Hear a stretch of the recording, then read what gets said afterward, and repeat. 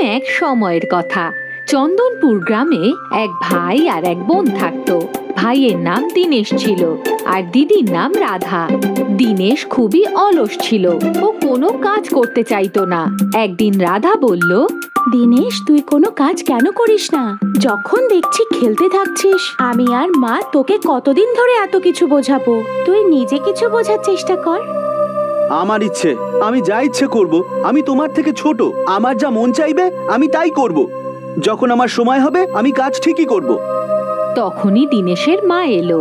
দীনেশ, এটা তুমি তোমার দিদির সাথে কিভাবে কথা বলছো? নাও, ক্ষমা চাও।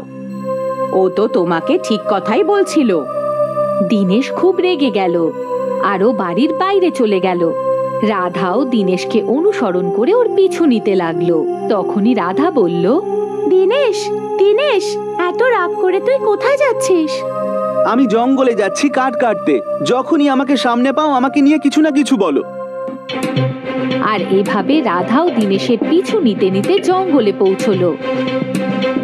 কাঠ কাটার সময় দীনেশ পা পিছলে গর্তের মধ্যে পড়ে গেল। রাধা, রাধা, আমাকে বাঁচাও, আমাকে বাঁচাও, আমি গর্তে পড়ে গেছি। দীনেশ দাঁড়া, আমি গ্রামে গিয়ে সবাইকে ডেকে আনছি। দীনেশ ওই গর্তেই বসে রইল। তখনই ও গুহার ভিতরে কিছু দেখতে পেল। গর্তের ভিতরেই একটা গুহা ছিল, যেখান থেকে একটা উজ্জ্বল আলো বেরিয়ে আসছিল। দীনেশ বলল, আরে, গর্তের মধ্যেই গুহা, আর এর মধ্যে এসব কি জ্বলজ্বল করছে? ঠিক আছে, তাহলে গিয়েই দেখা যাক। দীনেশ যখনই যেতে লাগলো তখনই একটা পরী এসে বলল, দাঁড়াও বাবা, তুমি যে ওই উজ্জ্বল জায়গাটা দেখছো, ওখানে যেতে চাও নাকি? হ্যাঁ, কিন্তু আপনি কে? আমি পড়ি, আর গুহার ভেতরে একটা সুন্দর রাজমহল আছে, আর ওখান থেকে আসা উজ্জ্বল আলোয় তুমি দেখতে পাচ্ছ। ওটা একটা মায়াবী মহল, আর ওই মহলে তুমি যা চাও তাই পাবে।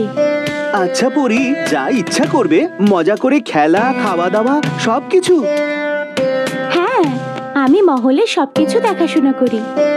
আচ্ছা পরি, আমিও ওই জাদু মহলে যেতে চাই। আমি বাড়ির লোকেদের থেকে দূরে থেকে কিছুদিন এখানে থাকতে চাই। আমার বাড়ির লোকেরা তখন বুঝতে পারবে। তুমি মহলের ভেতরেই থাকতে পারো, কিন্তু আমার অনুমতি ছাড়া মহল থেকে কোথাও বেরোতে পারবে না। ঠিক আছে পরি, কোনো ব্যাপার না। তখনই দীনেশ গুহার ভিতরে গেল, আর অন্যদিকে ও দেখলো একটা বিশাল মহল।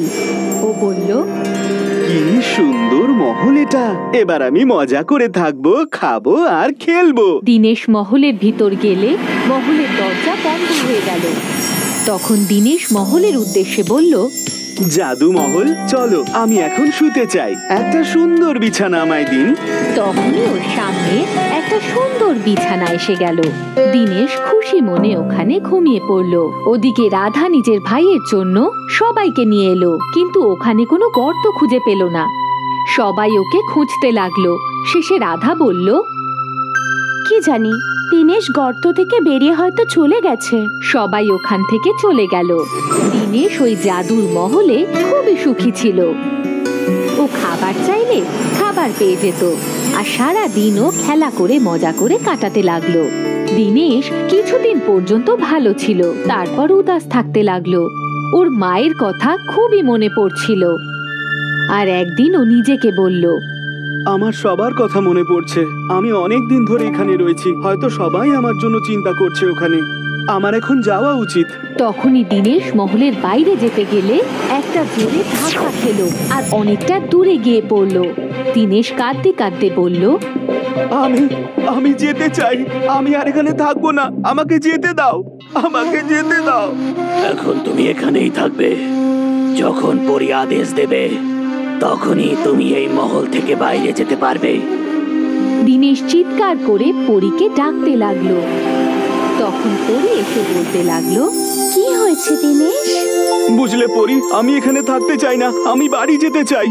কিন্তু তুমি তো চাইতে যে সুখে আর আরামে জীবন কাটাবে। না না, আমি শুধু আমার পরিবারের কাছে যেতে চাই। আমি এখন সব কাজ করব, আর বাড়ির লোকেদের অভিযোগ করার সুযোগই দেব না। তখন পরি ওর কথা শুনে জাদুর মহল থেকে ওকে যেতে দিল। দিনেশ দৌড়ে নিজের বাড়িতে পৌঁছলো। ওখানে সবাই নিজের নিজের কাজ করছিল। আরে দিনেশ, কি হলো? তুই তো এক্ষুনি জঙ্গলে গেছিলিস না কাঠ কাটতে? আমিও তো তোর সাথে ছিলাম, কিন্তু তোকে দেখতে পেলাম না, তাই বাড়ি চলে এলাম। দিনেশ ভাবতে লাগলো। আমি তো অনেক দিন ধরেই বাড়ির বাইরে ছিলাম, ওই জাদু মহলের মধ্যে ছিলাম, কিন্তু রাধা এমন কেন বলছে আমায় যে আমি এক্ষুনি গিয়েছিলাম? তখন দিনেশ এটা বুঝতে পারলো, যতক্ষণ পর্যন্ত জাদুর মহলেও ছিল সময় থমকে ছিল। রাধা সবকিছু ভুলে গেছিল, তাই কেউ জানতেও পারেনি এই সব কিছু ওই মহলেরই জাদু, যা শুধুমাত্র দিনেশ জানতো। পরের দিন সকালে তাড়াতাড়ি উঠে দিনেশ জঙ্গলে কাঠ কাটতে চলে গেল। যখন ও ফিরল তখন মা রাধা ওর কাছে এসে বলল, দিনেশ, তোমার তো কাজে খুব মন বসেছে দেখছি। আমাদের ক্ষমা করে দাও, আমরা তো তোমায় এমনি এমনি বকতাম। না মা, আমি এখন বুঝতে পেরেছি যে কাজ করাটা কতটা প্রয়োজন, আর আমি কোনোদিনও আরাম করব না, শুধু কাজ করব। এইভাবে মা আর রাধা দিনেশকে আলিঙ্গন করলো।